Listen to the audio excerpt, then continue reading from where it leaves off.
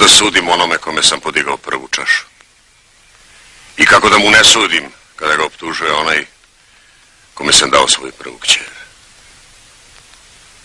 Da bismo došli do istine i pravde, ovo bi valjalo sve potanko ispitati, a za takvu istragu vremena nema.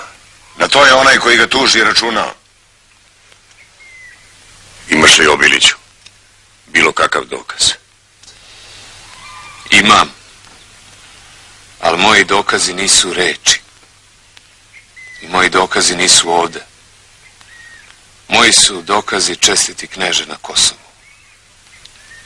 Ja ću se svojim dokazima dokazati. A da li bi bar mogao da nam kažeš kako? Znamo mi kako. Izdajući nas Muratu. Zavetujem se pred ovim hlebom i vinom, pred ovom živom slikom Isusa Hrista. Na Kosovu ću sutra ubiti Murata. On je lud. Znaš li ti, Obiliću, šta govoriš? Idemo u bitku sa strahom da ćemo poginuti, ali s nadom da ćemo preživjeti. Ako bi onaj koji ide u turski tabor da ubije Murata gajio takvu nadu, bio bi lud. A ako je ne bi gajio, bio bi lud što ide. Ali kod Obilića se takvo pitanje ne postavlja. Obilić niti se nada, niti se ne nada. Obilić zna da će i on i Murat sutra biti živi kao što su i večeras.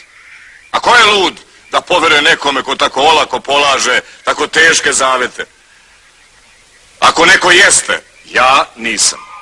Vuče Brankoviću, sutra će se svačiji trag, i tvoj i moj, pokazati na Kosovu ko u snegu.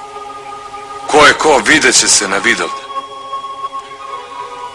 A tebi, kneže Lazare, i onome kome je oblagao kod tebe, i vama, gospodo srpski vitezovi, želim da kažem još jednu reč.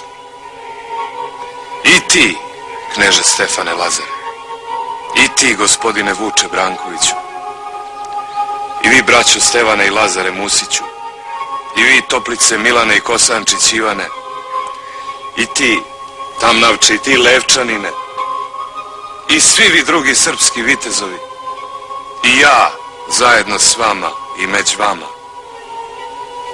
Kakvi budemo sutra, bit ćemo doveka.